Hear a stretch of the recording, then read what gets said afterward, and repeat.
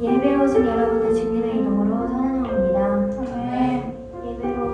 기도로 예배를 준비하시겠습니다.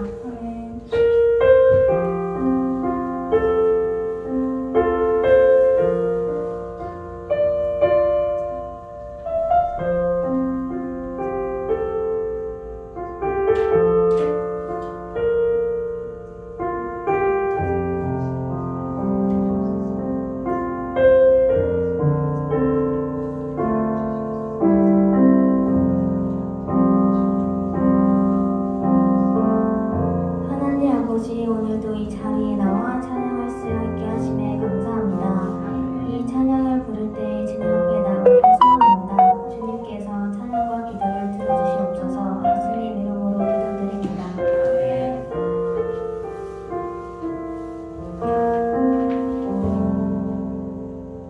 모두 자리에서 일어나셔서 하나님 앞에 예배드리겠습니다. 내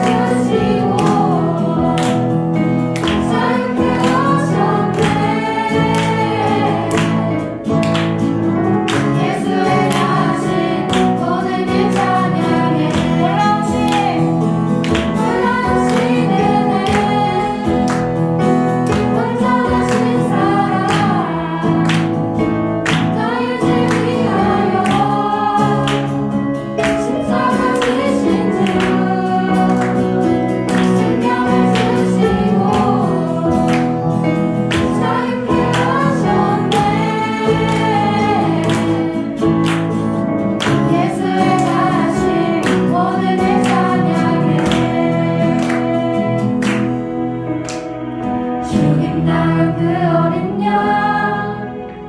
승리하신 건 그 이름 예수 죽임당한 그 어린 양 승리하신 건 그 이름 예수 죽임당한 그 어린 양 승리하신 건 그 이름 예수 죽임당한 그 어린 양 존귀 존귀 존귀로 돌아오신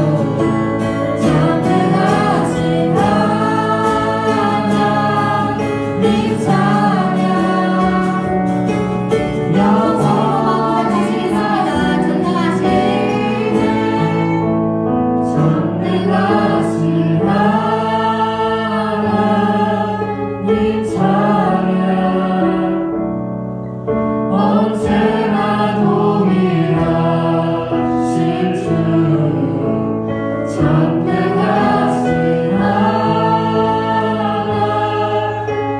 찬양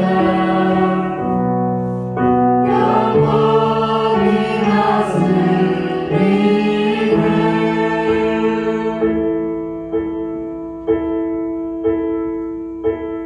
하나님 나라 임하소서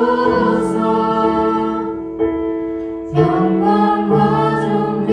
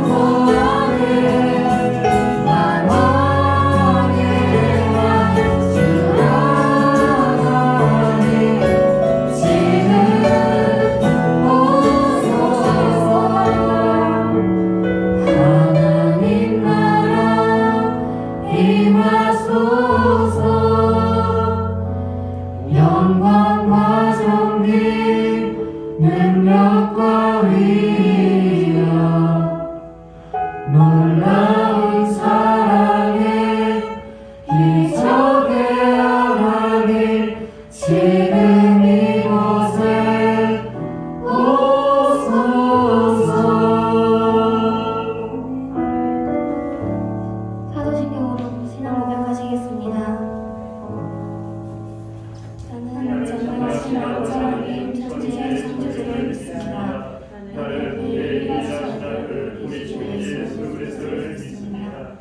그는 성령으로 잉태되어 동정녀 마리아에서 사시고 본디오 빌라도에게 고난을 받아 십자가에 못 박혀 죽으시고 장사된 지 사흘 만에 죽은 자 가운데서 다시 살아나셨으며 하늘에 오르시어 전능하신 아버지 하나님 우편에 앉아 계시다가 거기로부터 살아있는 자와 죽은 자를 심판하러 오십니다.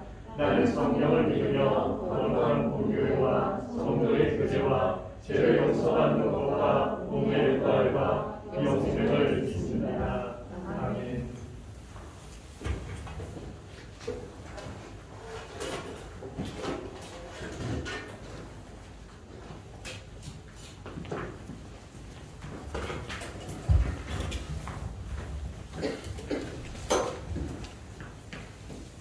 하나님 오늘 이 자리에서 다 같이 예배드리게 해주심에 감사드립니다. 다음 예배 때 모양 친구들도 나올 수 있게 인도하여 주시고 목사님 설교하실 때 집중해서 잘 들을 수 있게 도와주세요. 예수님 이름으로 기도드립니다.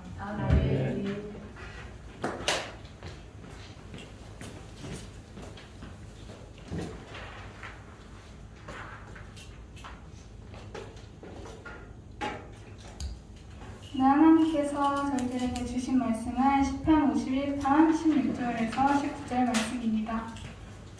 저와 여러분이 한 절씩 교독하시겠습니다. 주께서는 제사를 기뻐하지 아니하시나니 그렇지 아니하면 내가 드렸을 것이라. 주는 번제를 기뻐하지 아니하시나이다. 하나님께서 좋아하시는 제사는 사랑하시느니라.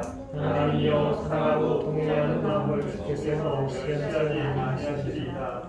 주의 은택으로 시온의 선을 행하시고 예루살렘 성을 쌓으소서. 그때에 주께서 의로운 제사와 번제와 온전한 번제를 기뻐하시리니 그때 그들이 수소를 주의 제단에 드리리이다. 아멘. 하나님이여 내 속에 정한 마음을 창조하시고 내 안에 정직한 영을 새롭게 하소서. 시편 51편 10절 말씀. 다윗이 우리아를 죽게 하고 밧세바를 아내로 삼은 이후에 다윗과 밧세바는 아이를 낳았어요.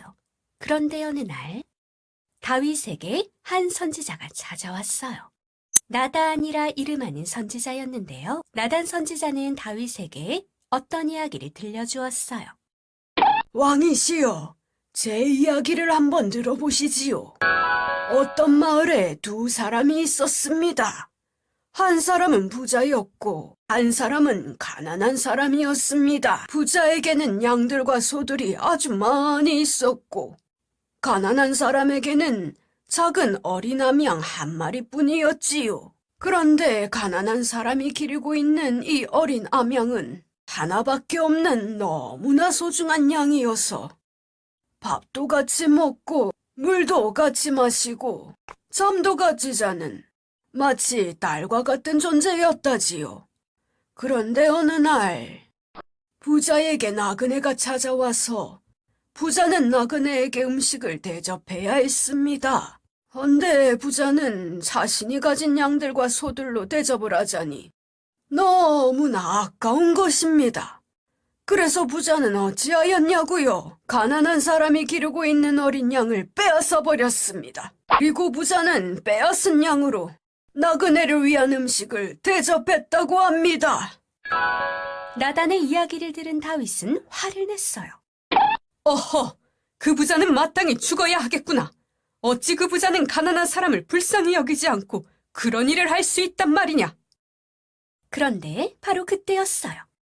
왕이시여, 그 부자는 바로 당신입니다. 당신이 우리아를 죽이고 우리아의 아내를 빼앗아 당신의 아내로 삼지 않았습니까? 그리고 나단 선지자는 하나님의 말씀을 전했어요. 하나님이 당신에게 말씀하시기를 재앙을 내린다 하셨습니다. 그러니 당신이 낳은 아이가 반드시 죽을 것입니다. 이렇게 나단 선지자가 하나님의 말씀을 전했더니 그제서야 다윗은 자신이 얼마나 끔찍한 일을 하였는지 알게 되었어요. 내가 하나님께 죄를 지었습니다. 그리고 다윗은 골방으로 들어갔고 땅에 엎드려 하나님께 회개하기 시작했어요. 하나님, 제가 잘못했습니다. 저의 잘못을 용서해 주세요. 저의 죄를 깨끗하게 씻어 주세요. 저의 마음을 깨끗한 마음으로 만들어 주시고 저에게 정직한 영을 주셔서 저를 새롭게 하여 주세요. 다윗은 하나님께 간절히 기도했어요. 7일 동안 금식하면서 하나님께 기도했어요. 그랬더니 하나님은 다윗의 죄를 용서해 주셨답니다. 하지만 죄는 용서해 주셨지만 다윗이 받아야 할 벌은 받게 하셨어요.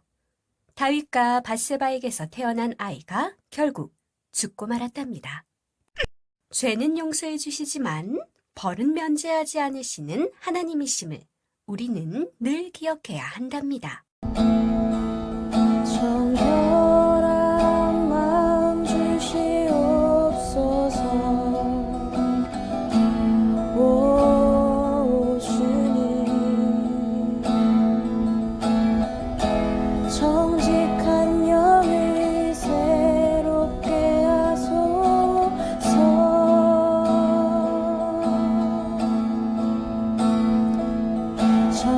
정결한 마음 주시옵소서. 오 주님, 정직한 영을 새롭게 하소서.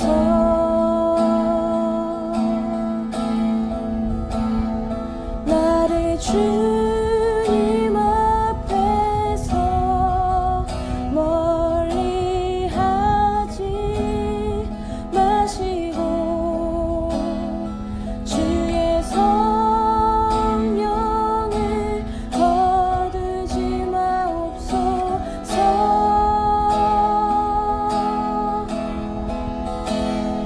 그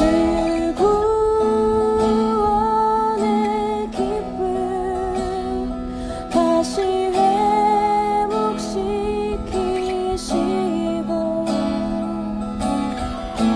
변치 않는 마음 내 안에 주소서.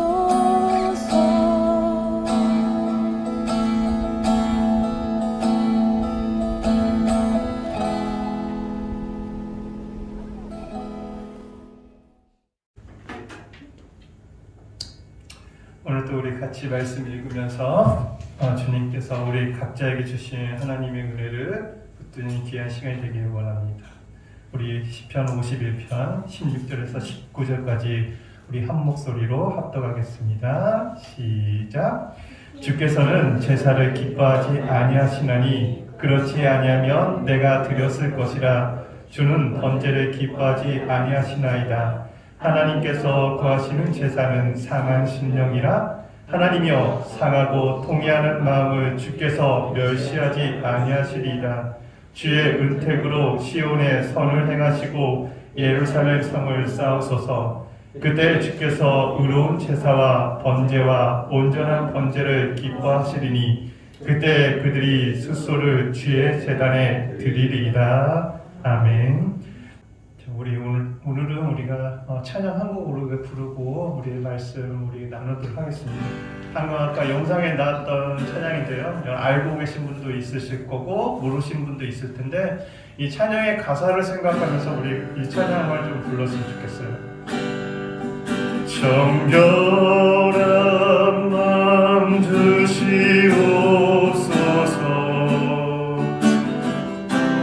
오 주님, 정직한 영을 새롭게 하소서. 정결한 영을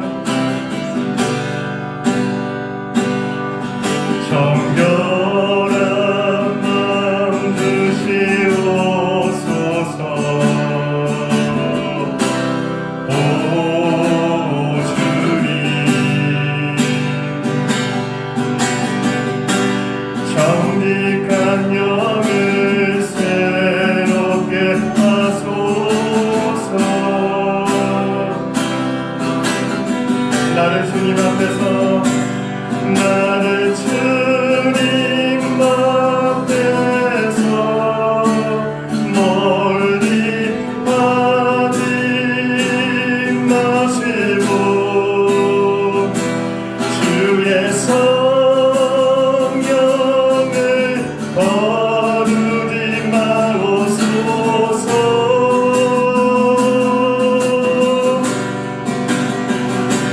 그 구원의 기쁨 다시 회복시키시고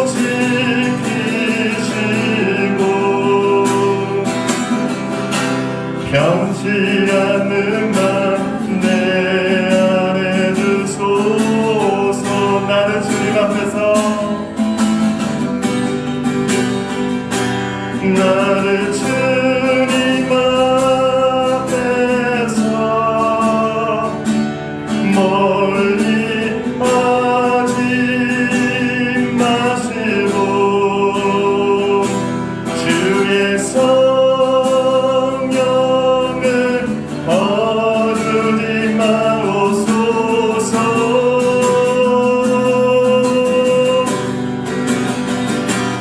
그 구원의 기쁨 다시 회복시키시고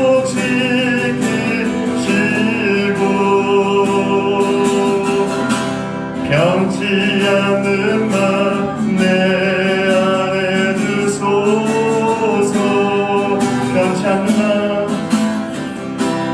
변치 않는 맘 내 맘에 주소서.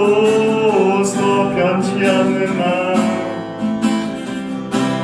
변치 않는 맘 내 안에 주소서. 할렐루야. 오늘 여러분 마음 가운데 진실함이 주님 앞에 올려지길 소원합니다. 할렐루야.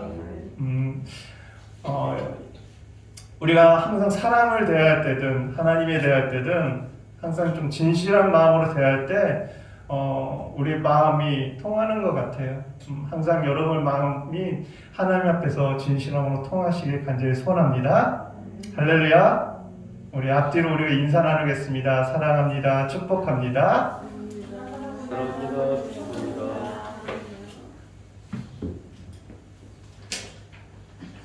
우리 다시 한번 인사를 할 때 이 세상에서 여러분을 가장 정말 큰 사랑하는 마음으로 옆에 있는 사람을 바라보면서 지극히 웃으며 이렇게 인사하겠습니다. 잘 지냈어?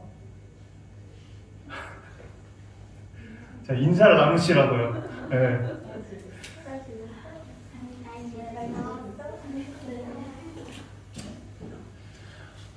어떻게 지내셨어요? 한 주간 동안 여러분?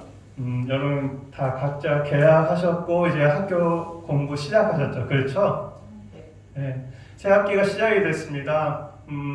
코로나 상황이지만 여러분 우리의 학업은 멈추지 않습니다. 그리고 우리의 예배는 멈춰지지 않습니다. 그렇죠? 항상 여러분 사람은요 항상 배우는 것 같아요.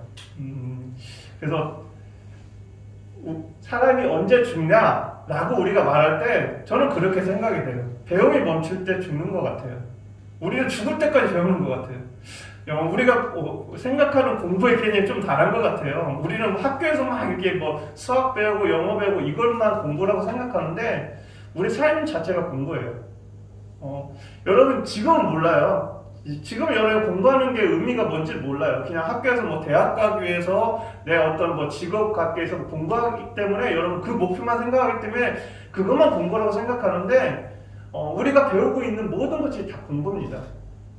그래서 여러분 그것이 좀 더 하고 싶어 하는 친구들 같은 경우는 대학원이나 뭐 이런 좀 큰 학문을 배우기 위해서 진학하기도 하죠. 저도 이 늙은 나이에 다시 공부하기 시작했잖아요. 힘들어요. 여러분 대학원 공부가 생각처럼 정말 힘들어요. 제가 이걸 말로 어떻게 어려요. 저도 다시 이제 이번 학기 다시 시작돼서 이번 주부터 공부를 시작했는데 항상 배우는 자세로 나아가는 여러분이 되었으면 좋겠어요. 여러분 혹시 니플리 증후군이라고 혹시 아세요? 네. 들어본 사람 있을 거야 아마. 이게 이 병이 무슨 병이냐면 현실을 부정하고 자신이 만든 상상세계만 진실이라고 믿고 거짓말과 행동을 반복하는 반사회적 인격 장애예요. 그래서 니플리역과 니플리병이라고도 부르죠. 쉽게 말해서요, 자신이 어떤 상상세계를 만들어요. 그래서 그 세계만 자기가 만들었던 허구세계, 상상세계만 진짜라고 믿는 거예요. 그러다 보니까 현실 세계에서 자꾸만 어떤 일을 하냐? 거짓말하는 거예요. 거짓된 행동을 하는 거예요. 그래서 사람들한테 자꾸만 거짓말을 하고 행동하는 그런 모습들을 반복적으로 보인다는 거예요. 이게 니플리병이에요. 쉽게 말해서요, 자신이 만든 상상세계만 진짜라는 거예요. 그래서 이 사람들은요, 현실 세계에서 자꾸만 그런 거짓된 행동을 반복하다 보니까 현실 상상세계만 진짜라고 믿고 살게 되는 거죠. 이와 유사한 성격 장애가 있어요. 여러분도 알고 있는 게 있어요. 나도 모르게. 여러분 성격 장애라고 해서 여러분 우리는 그게 뭐 특별한 사람이면 병을 갖고 있다. 그게 아니라 모든 사람들이 성격 장애를 다 갖고 있어요. 그 유사한 성격 장애 중 하나가 뭐냐면 척하는 거예요. 여러분도 하고 있을 거야 아마. 분명히 삶 속에서. 예를 들어 괜찮은 척, 잘 사는 척, 뭐 아무렇지도 않은 척, 이쁜 척. 지금도 여러분 나 괜찮아 그런 척하고 있어요. 지금도 어떤 친구는 나를 똑바로 쳐다보면 예배를 잘 드리는 척. 어떤 친구는 지금 핸드폰 하면서 뭔가가 자기가 잘하는 척. 사람들한테 뭔가 말을 하면서 자기가 뭔가가 지식이 높은 척. 이렇게 척을 하고 있는 경우가 많아요. 이 척하는 사람들의 특징이 있어요. 있어도 없어도 있는 것처럼 자기에게 유리한 쪽으로 말하고 행동한다는 거예요. 이런 타인을 속이는 그런 것 때문에 때로는 타인과 자신에게 좋지 않은 영향을 미치기도 해요. 그래서 척하는 거는 누군가를 속이고자 하는 그런 마음은 어떻게 보면 우리에게 결코 좋지 않습니다. 좋지 않은 영향을 미치기도 하죠. 이런 현상은요, 다만 우리 일상생활에만 문제가 일으키는 게 아니에요. 우리 신앙생활에도 똑같이 적용됩니다. 지금 여러분이 이 자리에 왔어요. 어떤 사람은 예배를 잘 드린 척해요. 어떤 사람은 믿음이 좋은 척해요. 그런데 그 사람의 삶을 보면 정말 저 사람이 믿음 있는 사람일까? 하나님께 예배를 잘 드리는 사람일까? 의문스러운 점들이 나타날 때가 있어요. 그렇게 신앙생활 잘하는 척 하다 보니까 어느 날부터가 우리는 회개하지 않는 우리의 모습을 보게 돼요. 예배 가운데 제일 먼저 필요한 것은요, 회개예요. 제일 고백이 필요합니다. 주님 앞에 나올 때 나의 어떤 제일 고백을 먼저 고백하고 주님 앞에 그 용서를 받는 것. 그런데 어느 날부터인가 우리가 척하면서 신앙생활 하다 보니까 그런 것이 많이 사라져 버렸어요. 그래서 그런 현상이 어떤 현상으로 나냐? 무감각함. 감정이 없는 것처럼 예배를 드려요. 여기 왔는데도 뭔가가 초산에 뭔가가 마음에 뭔가 무뎌진 마음. 그런 것들이 우리 안에서 우리 행동으로 표현되기도 합니다. 오늘 시편 저자는요, 우리에게 뭐라고 말하냐? 내용은 길지만 딱 이런 거예요. 야, 척하며 살지 마라. 한마디로 말하면 척하지 말래요. 속이지 말래요. 왜냐하면 하나님은 진실한 마음으로 말하고 행동한 사람을 기뻐하시기 때문이에요. 하나님은 속이는 사람을 싫어합니다. 하나님은 진실된 마음으로 나오는 사람을 기뻐하신다는 거예요. 그래서 성경은 우리에게 이렇게 말이죠. 오늘 16절과 17절에 주께서는 제사를 기뻐하지 아니하시나니 그렇지 아니하면 내가 드렸을 것이라. 주는 번제를 기뻐하지 아니하시나이다. 하나님께서 구하시는 제사는 상한 심령이라. 하나님이여 상하고 통회한 마음을 주께서 멸시하지 아니하시리이다. 이 말씀 16절만 딱 읽으면은요, 무슨 생각이 드냐면 이런 생각이에요. 하나님은 제사, 번제, 다른 말로 하면 예배겠죠.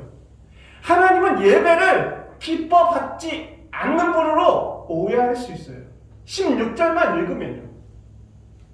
그런데 17절을 읽으면요, 하나님이 우리에게 원하시는 예배가 정확하게 나와 있습니다.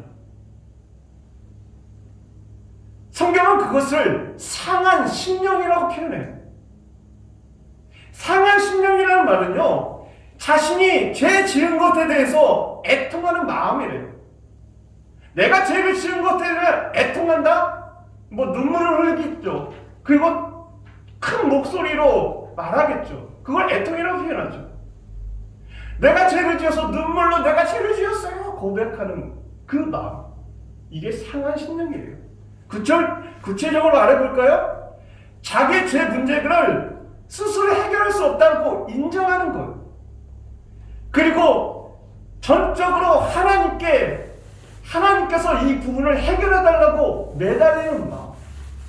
주님, 이 죄 문제는 제 스스로가 해결할 수 없으니 주님께서 이 모든 문제를 해결해 주세요 라고 매달리는 마음이 바로 상한 심령이라는 표현이에요.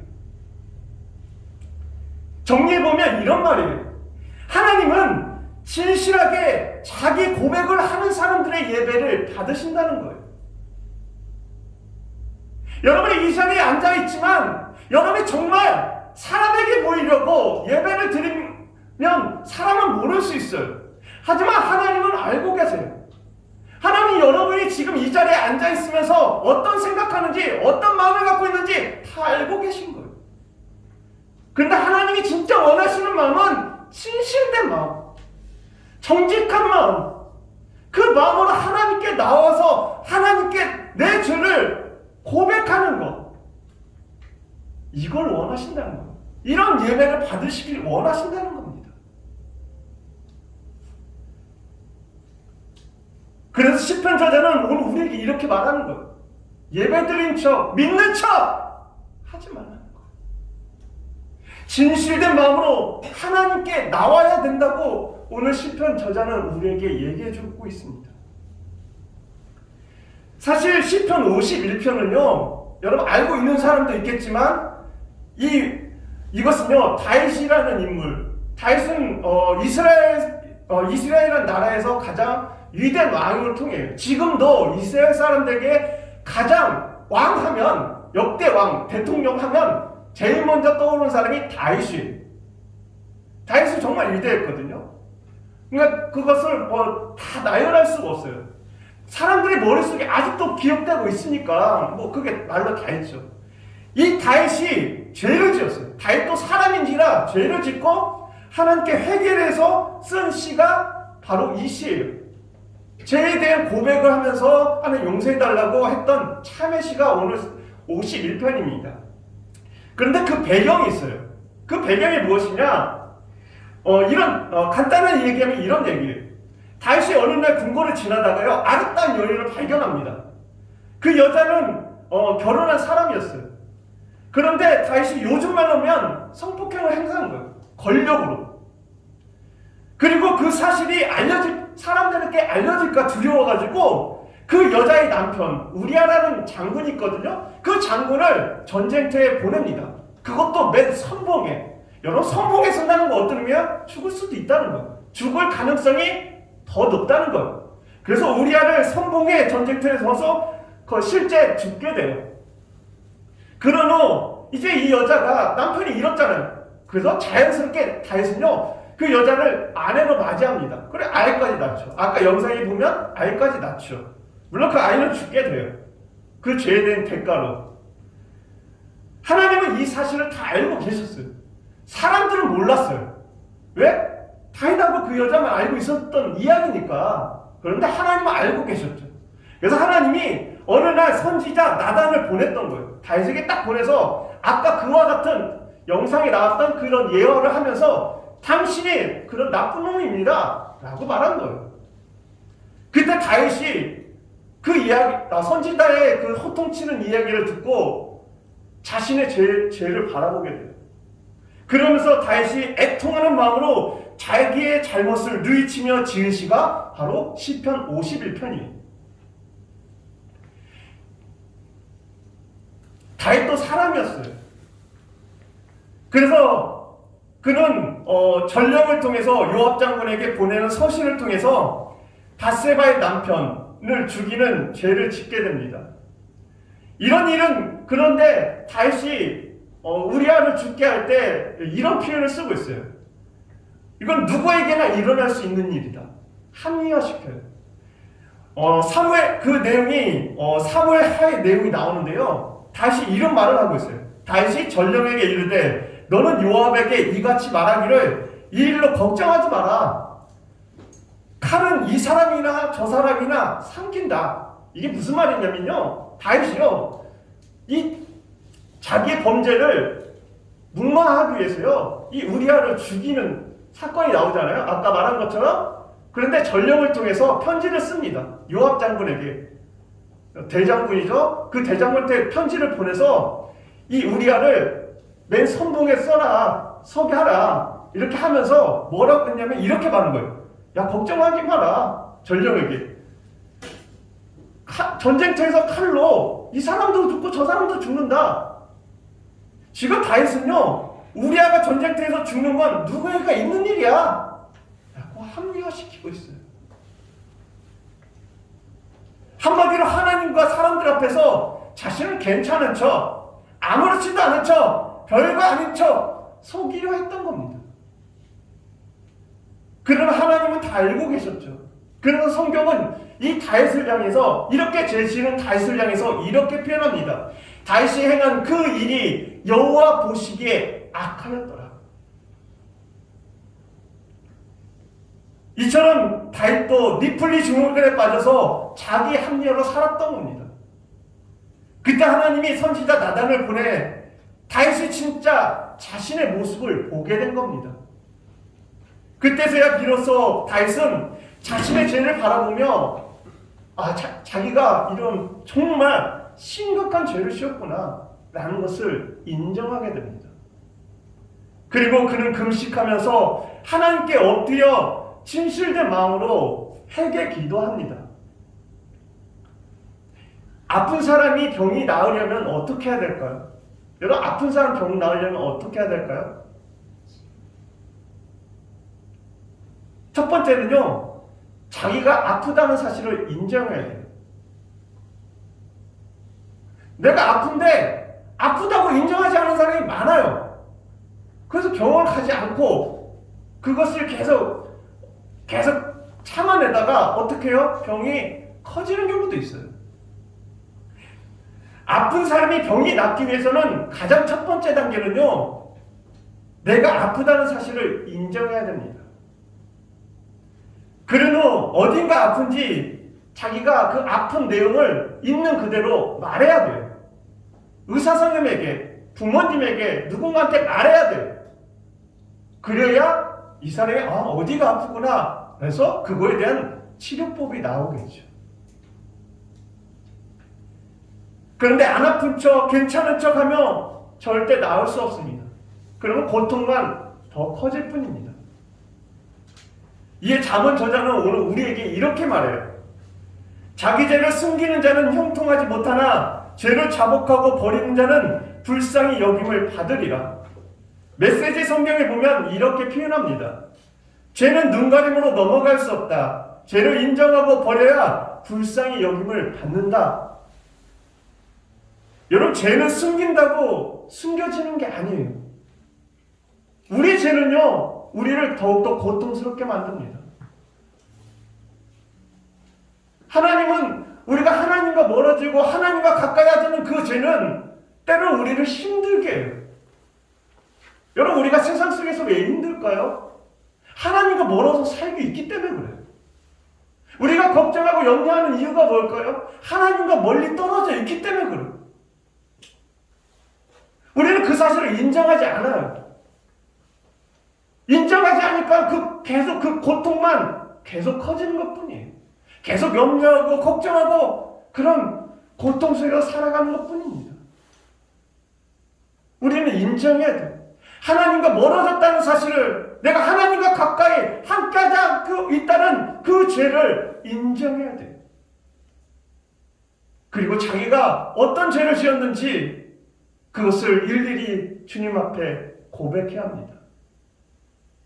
그때부터 그 다음 단계로 치유가 일어나요.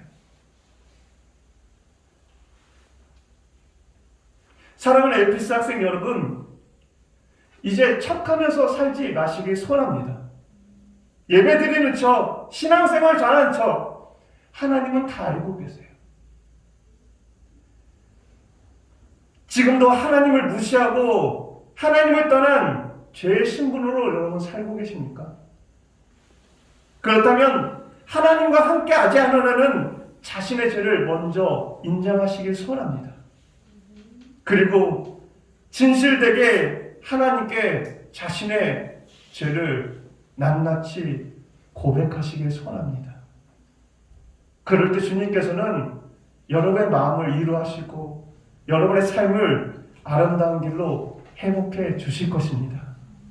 여러분, 오늘 이 말씀을 기억하시며 하나님은 상하시며 주님 앞에 나의 모든 죄를 다 고백하고 주님만 바라보고는 보고자 하는 진실된 마음을 가지고 있는 사람, 그런 사람을 기뻐 받으신다는 사실을 기억하시고 매 순간 주님 앞에 자신을 인정하고 주님 앞에 고백하며 나오는 하나님의 사람들이 되시길 간절히 기도합니다. 같이 기도드리겠습니다. 하나님, 감사합니다. 주님, 오늘 이 말씀을 통해서 혹시 우리가 상한 신념 그대로 살아가고 있는 것은 아닌지요? 깨진 마음을 붙들고 살아가고 있는 것은 아닌지요? 나의 죄를 인정하지 못하고 주님을 바라보지 못해 그 깨어진 모습대로 살다 보니 항상 그 고통만 붙들고 살아가는 건 아닌지 다시 한번 생각해 봅니다. 주님, 오늘 이 다윗의 고백을 통하여서 오늘 우리 안에 보여진 그 모든 죄를 바라볼 수 있도록 인도하여 주시옵소서. 그리고 자의 죄를 인정하고 주님께 고백하는 하나님의 사람들 될 수 있도록 붙잡아 주시옵소서. 무엇보다도 주님 앞에 진실된 마음으로 나올 수 있는 하나님의 사람들 될 수 있도록 우리 학생들 붙잡아 주시옵소서. 감사드리며 예수 그리스도의 이름으로 기도합니다. 아멘. 우리 준비하신 헌금 드리며 우리 주님 앞에 찬양 올려드리겠습니다. 정결한 마음 주시옵소서. 오 주님,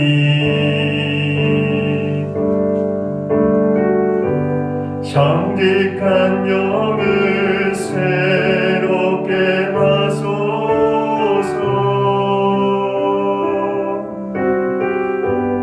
나를 주님 앞에서, 나를 주님 앞에서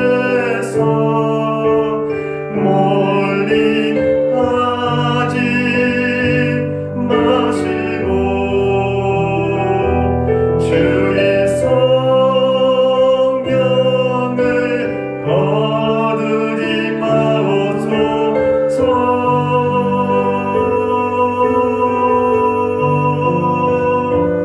그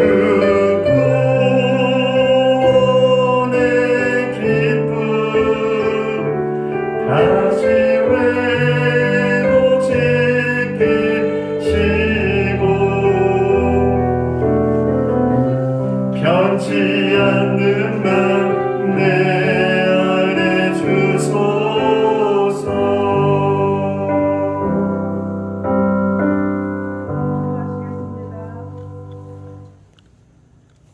사랑과 내가 충만하신 하나님 아버지 감사합니다. 하나님께서는 저희들과 함께 하시고 우리 학생들과 함께 하시고 인도하여 주심을 감사드립니다.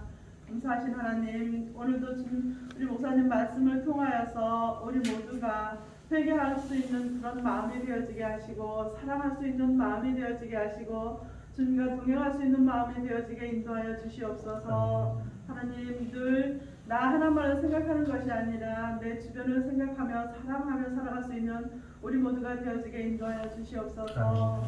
오늘도 주시는 말씀 위에 주님 또 작은 물질을 드립니다. 이 물질이 쓰여지는 곳곳마다 주님의 영광만이 있게 하여 주시옵소서.